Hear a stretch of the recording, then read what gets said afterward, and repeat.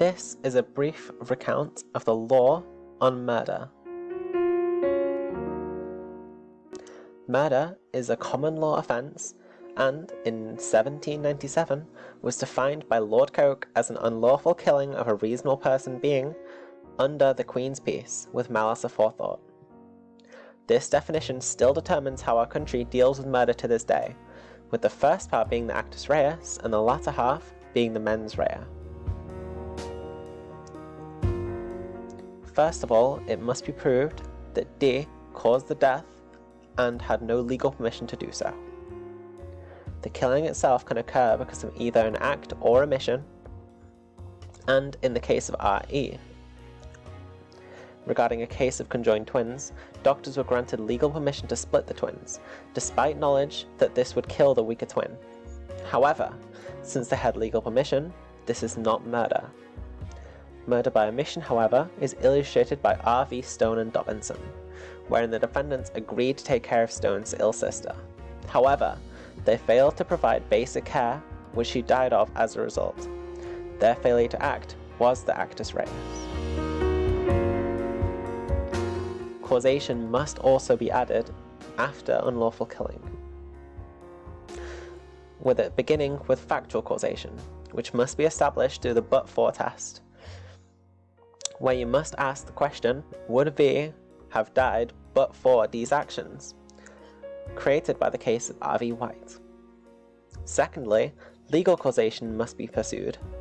This asks if the defendant has more than a minimal role in the murder, supported by the case of R.V. Dalloway.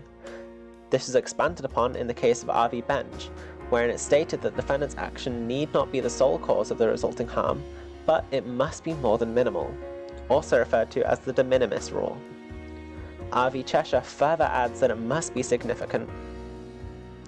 Finally, there must not be any novus actus intervenus, otherwise known as intervening acts, which would break the chain of causation. On the authority of R.V. Jordan, it was decided that if medical treatment is the sole cause of death and was grossly negligent, the chain of causation will be broken. In the case of R.V. Smith, for instance, a soldier was stabbed in a barracks brawl. On their way to the medical room, they had been dropped twice, and the doctors had also not realized the extent to which the soldier was injured. Despite this, the accused actions of stabbing V was more significant, not breaking the chain of causation. The act of the victim themselves can also break the chain of causation, shown in the case of R.V. Roberts. Next, a reasonable person and being must be shown to have died. The victim, however, cannot be a fetus or brain-dead individual. This is introduced in the AG reference case number 3 of 1994, wherein D attacked a pregnant woman and injured the fetus, causing it to be prematurely born 2 weeks later, wherein it died of its injuries. However, the House of Lords declared D not to be guilty, as the child did not survive independently of their mother, meaning they were not a reasonable person and being. Such is seen in the case of R.V. Maltrek and Steele, wherein the victim's life machine was switched off after the doctors had established the death of the brainstem. The defendant was convicted of murder, and on appeal was unsuccessful due to the turning off the life support machine by the doctors not breaking the chain of causation. Before moving on to mens rea, however, there are a couple small things to bring your attention to. The phrase, under the Queen's peace, simply requires that the act wasn't between two enemy combatants of warring nations. This means that in a war, if one soldier kills another soldier, that's not murder and you can't bring that to a court. However, if a soldier kills a civilian or a prisoner of war, that can be brought to courts.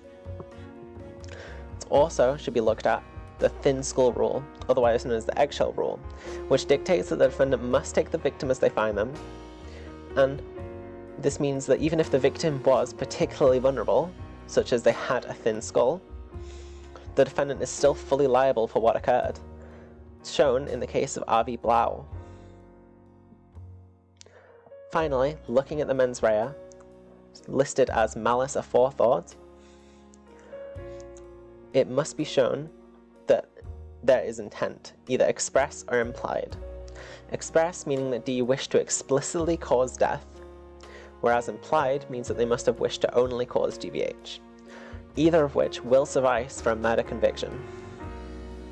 This was illustrated in the case of R.V. Vickers, wherein D was robbing a sweet shop, and whilst in the basement, the owner discovered him. He then lashed out, attacked her, causing GBH, of which she died of. He only had the intent for GBH, yet he caused death. This is sufficient for the charge of murder, and he was convicted. Thank you.